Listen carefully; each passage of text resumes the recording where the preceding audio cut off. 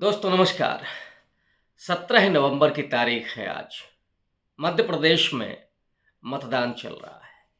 मध्य प्रदेश वो राज्य है जहां 230 विधानसभा की सीटें आती हैं और 29 लोकसभा की सीटें हैं। आज का चुनाव सिर्फ आने वाले विधानसभा के चुनाव को यानी राजस्थान और तेलंगाना को ही प्रभावित नहीं करेगा, बल्कि लोकसभा के चुनाव पर भी गहरा असर डालने वाला है। इसलिए मध्य प्रदेश में जो मतदान हो रहा है उसकी ज़्यादा महत्ता है। आज थोड़ा-सा पृष्ठभूमि में जाएँ तो पिछले बार 2018 में जो इलेक्शन हुए थे उसमें से कांग्रेस पार्टी ने 114 सीटें जीती थी। यानी बहुमत के आंकड़े से केवल 2 सीटें कम। जबकि बीजेपी ने 109 सीटें जीती थी। आप कह सकते हैं नेक टू नेक फाइट थी। समाजवादी पार्टी को 1 सीट मिली थी, बीएसपी को 2 और निर्दलीय को 4। कांग्रेस पार्टी ने कमलनाथ के नेतृत्व में सरकार बनाई। निर्दलीय और सपा बसपा ने उनको समर्थन किया। लेकिन महज 16 महीने के बाद कमलनाथ की सरकार गिर गई। दरअसल ज्योतिरादित्य सिंधिया उन्होंने 22 अपने विधायकों से इस्तीफा दिलवाया और भारतीय जनता पार्टी के साथ खड़े हो गए, बीजेपी में शामिल हो गए। बाद में वो कैबिनेट मंत्री बने, राज्यसभा में गए, लेकिन उन्होंने शायद ये उम्मीद देखी थी कि आने वाले विधानसभा चुनाव में वो सीएम के कैंडिडेट होंगे। ज्योतिरादित्य सिंधिया का कहीं कोई नाम नहीं इस चला पूरे चुनाव में, जबकि शिवराज सिंह चौहान के बरक्स कई और नाम सामने आए, जैसे नरेंद्र सिंह तोमर, फग्गन कुलस्ते, प्रहलाद पटेल, कैलाश विजयवर्गीय, नरोत्तम मिश्रा भी उस प्रत्याशा में हैं। ये मध्य प्रदेश, राजस्थान, मध्य प्रदेश में कांग्रेस पार्टी के कई बड़े चेहरे हैं। लेकिन राहुल गांधी ने जिस तरह से मध्य प्रदेश में कैंपेन की और कमलनाथ दिग्विजय सिंह की जो जोड़ी वहाँ पर है, जिसमें कहीं कोई अंतर्विरोध नहीं। हालाँकि ये ज़रूर देखा गया कि जो प्रत्याशी हैं उनके चयन को लेकर के बहुत सारी गफलत भी सामने आई। मसलन कमलनाथ ने कहा कि दिग्विजय सिंह का कुर्ता फाड़िए, लेकिन फिर वही कमलनाथ कहते हैं कि ये जय और वीरू की जोड़ी है जो टूटने वाली नहीं है। अंततः कांग्रेस पार्टी ने अपने भीतर के अंतर्विरोधों को, अपने मतभेदों को दुरुस्त कर लिया और एकजुटता के साथ वो चुनाव लड़ते हुए दिखाई पड़ रही है। हालांकि बिल्कुल आखिर में अखिलेश यादव के साथ जो तू-तू मैं-मैं हुई, उसने थोड़ा खलल पैदा किया। लेकिन मध्य प्रदेश में जो लोग हैं, जो चुनाव विश्लेषक हैं, जो पत्रकार हैं, वो इस बात को बार-बार रेखांकित कर रहे हैं कि मध्य प्रदेश में दरअसल जनता चुनाव लड़ रही है, कांग्रेस पार्टी एक तरह से निमित्त बन रही है। लेकिन सबसे उसमें जो महत्वपूर्ण भूमिका जिसकी निकल कर के आई है वो है राहुल गांधी की। ये वही राहुल गांधी हैं जिनको 2 साल पहले, 4 साल पहले बेहद कमज़ोर बना दिया गया था बीजेपी की तरफ से। उनकी छवि को लोगों के दिमाग में ये भर दिया गया था कि Rahul Gandhi part time politician हैं, गंभीर नहीं हैं, अब बहुत एलीट हैं।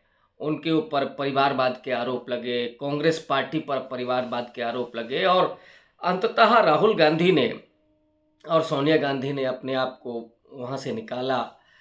मल्लिकार्जुन खड़गे चुने हुए राष्ट्रीय अध्यक्ष हुए, कर्नाटक से आते हैं, दलित समाज से बिलोंग करते हैं, बहुत वरिष्ठ हैं, 50 साल का करीब-करीब राजनीतिक अनुभव उनका है और वो कर्नाटक जहाँ अभी कांग्रेस पार्टी की सरकार है, सिद्धरमैया मुख्यमंत्री हैं, जो खुद अति पिछड़ा समाज से आते हैं, पाल गडरिया समाज से आते हैं।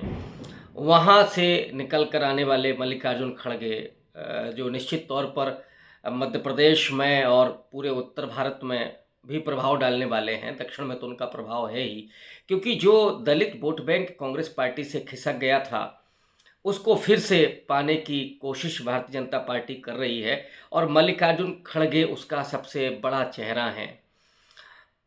हालांकि राहुल गांधी जिस तरह से राजनीति कर रहे हैं इस वक्त, और उन्होंने उसी मध्य प्रदेश में और छत्तीसगढ़ में इस बात को बार-बार कहा नरेंद्र मोदी के कैंपेन के सामने। नरेंद्र मोदी जिस तरह की अहंकार की भाषा बोलते रहे, उन्होंने राहुल गांधी को मूर्खों का सरदार तक कहा, और जिस ढंग से उन्होंने आक्रामक भाषा में प्रचार किया, लेकिन राहुल गांधी बेहद सहज होकर के बहुत सधे शब्दों में केवल मुद्दों की उन्होंने बात की, बच्चों की पढ़ाई की, इंग्लिश मीडियम पढ़ाई की बात की, आदिवासियों, दलितों और पिछड़ों को जिस तरह से वो रेखांकित कर रहे हैं, जिन शब्दों में बार-बार इन समुदायों का नाम ले रहे हैं। मुझे याद आता है कि इंदिरा गांधी बार-बार हरिजन और आदिवासी शब्द का इस्तेमाल करती थीं। अब इवन आपातकाल में भी उन्होंने जो काम किया था हरिजनों, मतलब उनके ही शब्दों में, हरिजनों और आदिवासियों के लिए,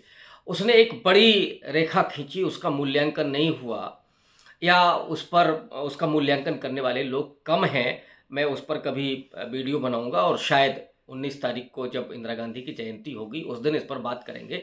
लेकिन राहुल गांधी जो बार-बार आदिवासी, ओबीसी और दलित की बात कर रहे हैं, उससे एक लहर पैदा हो रही है, और नरेंद्र मोदी के इस रेज़िम में दलितों, पिछड़ों और आदिवासियों के जो मुद्दे डाइल्यूट हुए हैं, घोषित तौर पर बीजेपी के कई नेता और कई उन हिंदूवादी संगठनों से जुड़े हुए लोग ये कहते हुए देखे गए कि इस संविधान को ख़त्म किया जाना चाहिए। इवन मोदी जी के जो आर्थिक सलाहकार परिषद के अध्यक्ष थे, विवेक देवराय, उन्होंने तो आर्टिकल लिख कर के ये कहा कि अब इस संविधान की ज़रूरत नहीं है, संविधान में बदलाव ही नहीं बल्कि संविधान की जगह कोई नया संविधान इंट्रोड्यूस करने की ज़रूरत है। समाजवाद का क्या मतलब है, धर्मनिरपेक्षता का क्या मतलब है, सामाजिक न्याय का क्या मतलब है, और जो संविधान की मूल भावना है, जो प्रस्तावना है, ये सब अब बेमानी हो चुके हैं। इसलिए नया संविधान लिखा जाना चाहिए। जब वो ये कह रहे हैं तो इस देश का जो दलित है, ख़ास करके जो अम्बेडकराइट है, और आदिवासी वो समाज जो अभी अपने क्षेत्रों से बाहर निकल कर के उसे वो अवसर नहीं मिला, वो मेनस्ट्रीम जो है उसमें नहीं पहुंचा, अभी उसे सत्ता और जो प्रशासन है उसमें वो बड़े अवसर नहीं मिले। हाँ, कुछ लोगों को ज़रूर मिले हैं, लेकिन जो समूचा आदिवासी तबका है वो अभी भी गरीबी में जी रहा है, उसके लिए वो अवसर मिलने बाकी हैं। और ऐसे में ये कहना कि संविधान की ज़रूरत नहीं है, जिस संविधान से वो आदिवासी अपने पैरों पर खड़ा होता है, वो दलित जो सैकड़ों साल से वंचना का शिकार रहा, उत्पीड़न का शिकार रहा, जिसने अपर कास्ट जो इस समय है, जिसको अपर कास्ट कहते हैं, उसके भेदभाव और प्रताड़ना का शिकार वो हुआ, जिसके शिक्षा, जिसके संपत्ति, ये सब उसे अर्जित करने का अधिकार नहीं था, ये उसे लोकतंत्र ने दिया, संविधान ने दिया। इसलिए वो प्राणपण से वो संविधान की रक्षा करने के लिए तत्पर है। और राहुल गांधी बार-बार इस बात को रेखांकित कर रहे हैं कि संविधान और लोकतंत्र ही इस देश को न्याय और इन हाशिए के तबकों को न्याय प्रदान करने में सक्षम होंगे। इसलिए इनका संरक्षण बेहद ज़रूरी है, और तमाम संगठन दलितों के बीच से, आदिवासियों के बीच से, ओबीसी समाज के बीच से निकल कर के सड़क पर संघर्ष कर रहे हैं, और पूरी मुखरता के साथ हिंदुत्व का जवाब दे रहे हैं। तो यही वजह है कि आज राहुल गांधी सोशल जस्टिस की पॉलिटिक्स के एक नए आइकॉन के रूप में उभर रहे हैं। मैं कहता हूं कि वो बहुजन राजनीति कर रहे हैं। जब वो बाबा साहब अम्बेडकर के जन्मस्थली महू जाते हैं तो वहाँ जय भीम का नारा ही नहीं लगाते हैं, जितनी आबादी उतना हक, ये भी कहते हैं। ये एक तरह से गारंटी देते हैं कि चाहे ओबीसी समाज हो, दलित समाज हो या आदिवासी हो, उसे अपने आबादी के अनुसार हक मिलना चाहिए, अधिकार मिलना चाहिए। और राहुल गांधी की इन बातों पर लोग भरोसा कर रहे हैं, सबसे अच्छी बात ये है। और ये भरोसा कायम हुआ है जब उन्होंने भारत जोड़ो यात्रा शुरू की पिछले वर्ष सितंबर माह में, कन्याकुमारी से लेकर के जब वो कश्मीर तक पैदल गए, 5000 किलोमीटर से ज़्यादा की दूरी उन्होंने तय की। और इस भारत जोड़ो यात्रा में वो रोहित वेमुला की माँ से भी मिलते हैं, सैकड़ों किसानों से, विदर्भ के किसानों से, वो तेलंगाना के किसानों से जो आत्महत्या वहाँ पर जो हो रही हैं, किसानों को उपज का दाम नहीं मिल रहा ठीक तरीके से, वो उस चिंता से वो जुड़ते हैं। मज़दूरों के हालात क्या हैं, छोटे दुकानदारों की स्थिति क्या हुई नोटबंदी के दौर में, कोरोना के दौर में, और जीएसटी ने क्या प्रभाव डाला उन छोटे व्यवसायियों को, छोटे दुकानदारों को कैसे प्रभावित किया, वो कंसर्न उनके भीतर है।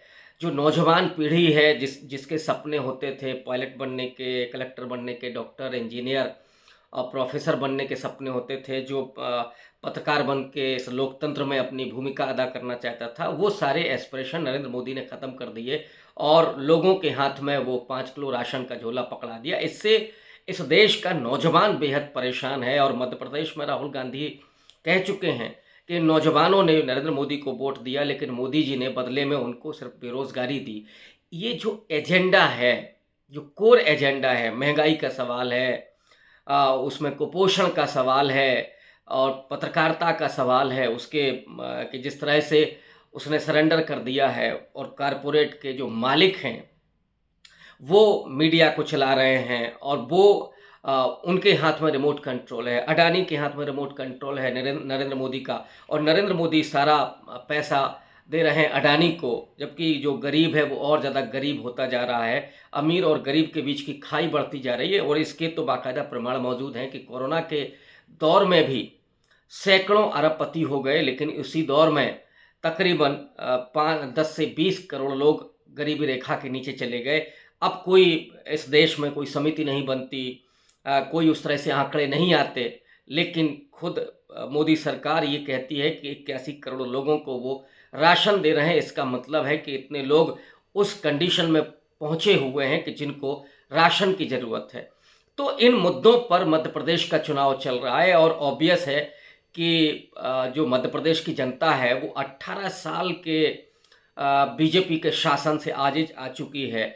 सैकड़ों घोटाले हुए हैं, व्यापम जैसा अब तक के इतिहास का सबसे बड़ा घोटाला जिसमें सैकड़ों लोगों की मौत हुई, संदेहास्पद मौत हुई, लाखों लोग उससे प्रभावित हुए, और ऐसे ही 1 दर्जन 2 दर्जन नहीं, 200 से ज़्यादा घोटाले तो मैं ही जानता हूँ।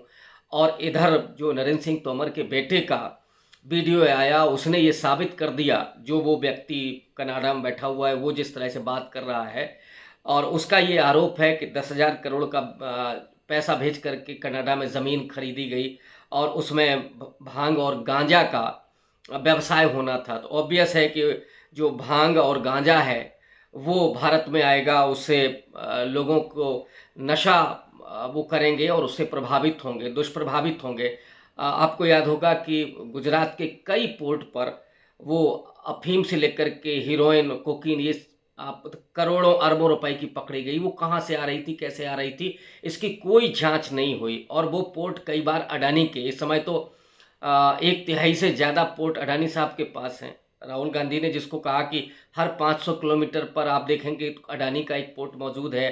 जो हवाई अड्डे हैं वो अडानी साहब के पास पहुंच गए, सड़कें हवाई जहाज के पास पहुंच गई। जो 3 काले कानून बने थे उसके जरिए अडानी साहब किसानों की ज़मीनों पर भी कब्जा करना चाहते थे। बड़े बड़े गोदाम बनाए गए थे कि जहां सस्ते दर पर अनाज खरीदा जाएगा, फिर जब महंगा हो जाएगा तो उसको अडानी साहब बेच करके और दुनिया के एक नंबरी धन्ना सेठ बनने का ख्वाब देख रहे थे। और मोदी जी ऑब्वियस है कि उसके बाद छाती पीटते अपनी 56 इंच की छाती दिखा करके कि देखिए हमने दुनिया का सबसे बड़ा अरबपति पैदा कर दिया। लेकिन इस देश में क्यों करोड़ों लोग गरीबी रेखा के नीचे चले गए, कुपोषण में हमारा स्थान क्यों फिसल रहा है, और एजुकेशन के हालात तो ये हैं कि, और हेल्थ के, कि लोगों के पास इंश्योरेंस नहीं है, बच्चों के लिए ठीक सा स्कूल नहीं है। दलित और आदिवासी बच्चे, अति पिछड़ा समाज के बच्चे सबसे ज़्यादा सफ़र कर रहे हैं। और राहुल गांधी इसी एजेंडे को सामने रख करके वो मध्य प्रदेश ही नहीं, अब तो वो पहुंच गए हैं राजस्थान, कल पहुंच गए हैं, वहां पे भी उन्होंने उसी तरह से कैंपेन शुरू कर दी है। और मध्य प्रदेश में एसटी की आबादी 21.1% है। 2011 के आंकड़ों के अनुसार एससी की आबादी वहाँ 15.6% है। 47 जाति समूह हैं।